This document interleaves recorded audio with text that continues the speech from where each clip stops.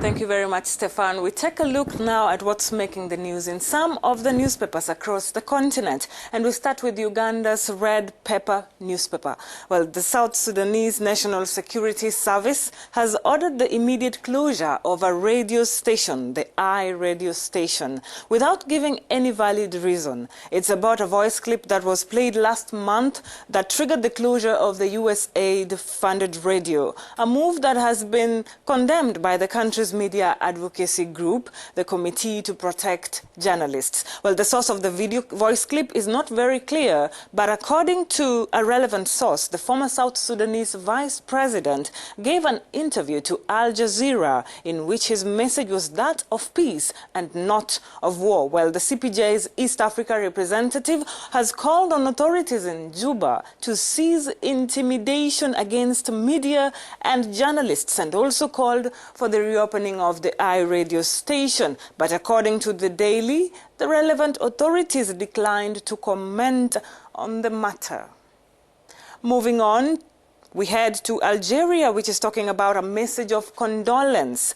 Made by President Abdelaziz Bouteflika to the family of the late Mujahid Ali Abdel Salam. In his message, the head of state said, "The lesson to be learned in the death of Mujahid is that of struggle and sacrifice for the future generations," praising his courage and devotion while serving his country. Well, El Mujahid also reports that Mujahid had lost his life during the War of National Liberation in the battle of building and developing the country. The deceased was fully committed in his duty. He was part of the men who had excelled in military, but also in civilian, giving a real lesson of struggle and sacrifice for future generations. This is what the president said.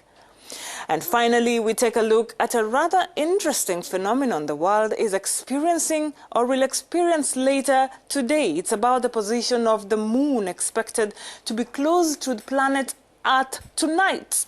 Well, Zimbabwe's Herald is reporting on this and says that the moon will loom larger tonight than it has in decades. What makes this exceptional is that it will be the closest full moon since 1948, and the next one after this will only be seen again until 2034. Well, this is according to the National Aeronautics and Space Administration, or NASA. Well, it also says the moon was closest to Earth shortly before midnight yesterday, for those who were lucky to see that, though cloudy skies made it difficult to see. NASA explains that the last time the full moon was close to the Earth was in 1948. So Noah Petro, the deputy project scientist for NASA's Lunar Reconnaissance Orbiter mission, is advising people to go out and see the supermoon. Back to you, Stefan.